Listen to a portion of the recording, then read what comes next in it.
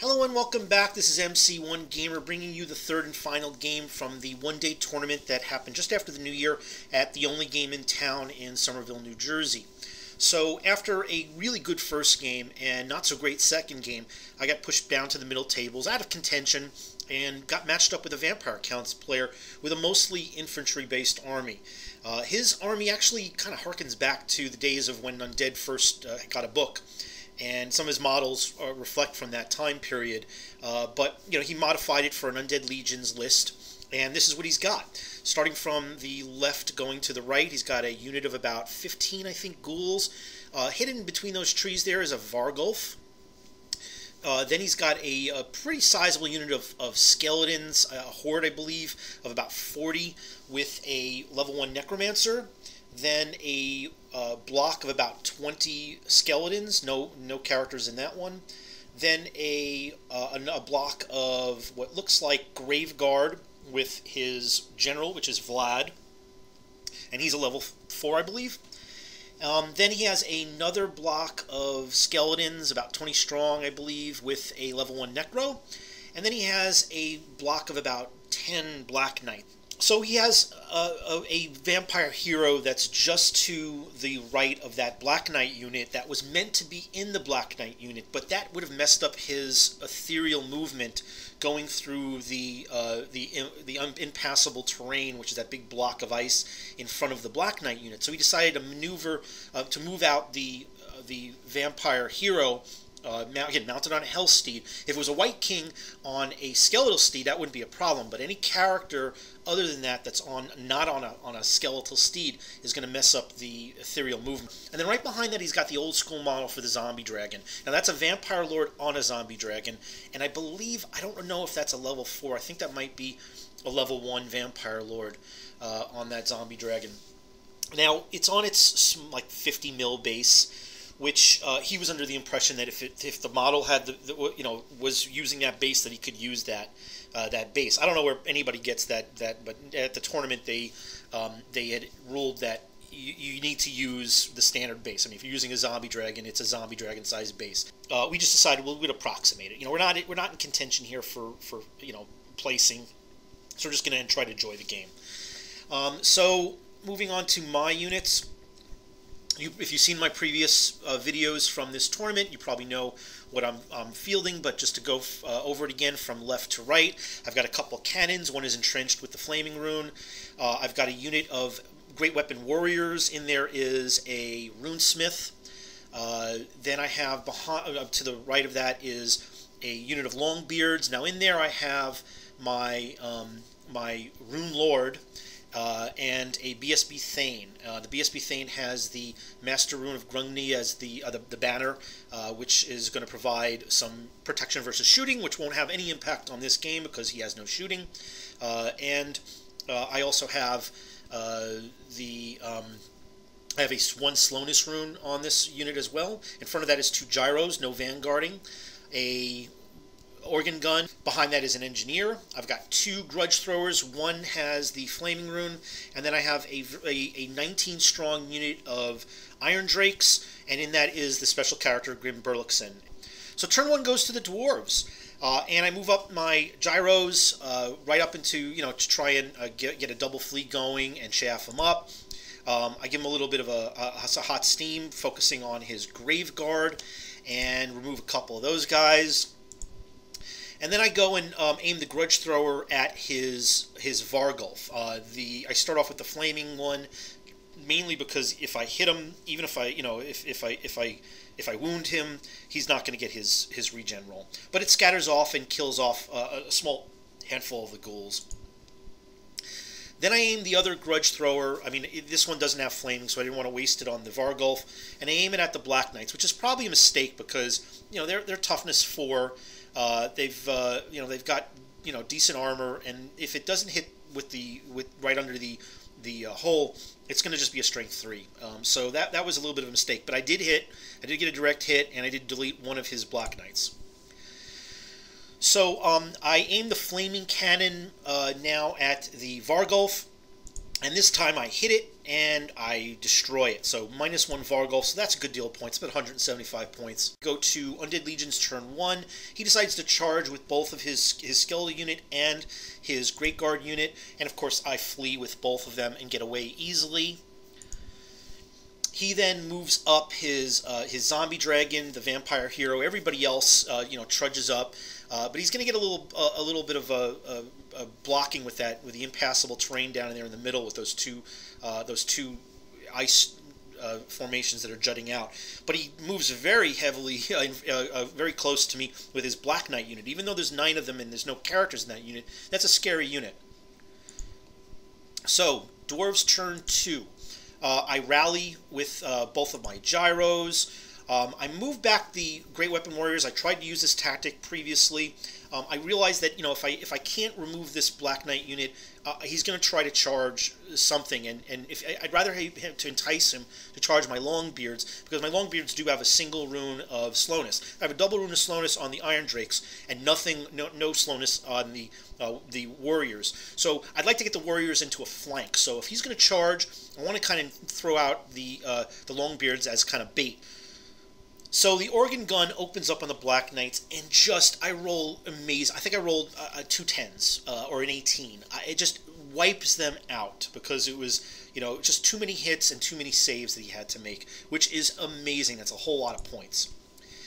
So the grudge throwers both scatter, and I aim the cannon at the zombie dragon with the vampire lord on it, and I hit. I wound, I kill the Vampire Lord. This is not his general. Vlad is his general, and it wouldn't matter anyway because this is Undead Legions. He's just using mostly Vampire Count's theme with the Undead Legions enhancements. And I wound the Zombie Dragon as well, but I knock him down only to 2 wounds, so he's still up there. So Undead Legion's turn 2, he then charges the cannon. So this is not great. Again, this is a much bigger base, but, this cannon's probably going to die a very quick death. Then his skeletons charge and make it into my gyrocopter. My gyrocopter's in the flank. I don't remember the exact circumstance of why I might have turned to look to try to steam something. I'm not sure the exact situation, but I figured I would hold. I want to try and, again, kind of logjam him up. And he's already showing that with the skeleton unit in the center that's really got nowhere to go. He's got to wait for one of these other units to get anywhere, and I think he may have failed the charge with Vlad's unit with the Grave Guard, which is fine with me. And then we get to close combat, and somehow one of the crew members survives on this cannon, which is just astonishing. It's not a very high weapon skill for the zombie dragon, so that might be one of the reasons. But the war machines in the dwarf unit are stubborn, so I hold. And then the gyrocopter kills a few skeletons, but takes a wound for its trouble. Even with the static combat res, I managed to hold. So Dwarves turn 3. I move up my other gyro. I leapfrog around Vlad's unit with the Grave Guard to get into a position to steam some of these skeletons. And then my warriors reform to face the zombie dragon. And I aim with the organ gun at that hero and wipe him off the board. I get enough shots that whatever his saves are, they're just not enough. And then I steam off a whole bunch of these skeletons with my gyrocopter. So the organ gun then aims at the Grave Guard and removes a few of those. The Grudge Thrower moves even more. And the Drakes open up, and between all of this, he's left with just Vlad and the Standard Bearer. So now he's open to getting sniped by whatever shooting I may have. So I take the opportunity to throw the last Grudge Thrower centered straight on Vlad. I roll a hit, direct hit, but of course I roll a 1 to wound, so there's a missed opportunity. So as I expected, the last crew member dies to the zombie dragon, and he reforms to face the Great Weapon Warriors.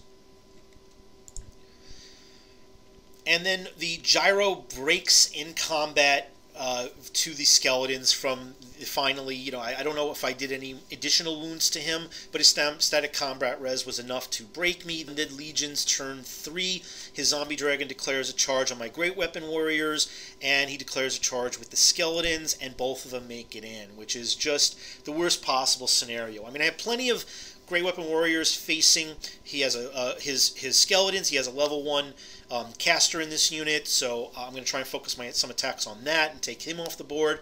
But you know, this is going to reduce my ability to crumble this zombie dragon. And you know, thankfully, there's only a couple wounds left on this zombie dragon, so hopefully he won't heal any back. His skeletons start moving around the side of this obstacle. He then moves Vlad smartly. Actually, I suggested this as an option that he might want to consider. He moved Vlad straight out of his unit. The last remaining Graveguard, just the standard bearer left, is not going to help him much with any shooting. And just to preserve his points and his general, he moves it back to the skeleton squad. So that last Graveguard is by himself, but with casting, he's got several invocations. He manages to get off the invocation to grow back a few of the Graveguard, not a lot. I think he gets a couple of the skeletons back, and I think he healed 1 wound on the zombie dragon. And then he follows up with a miscast on Soul Blight. So this miscast, the zombie dragon, by the way, is in front of the Great Weapon Warriors. We just pushed it, let it stay back up on that hill because that was a pretty steep slope and it kept on sliding.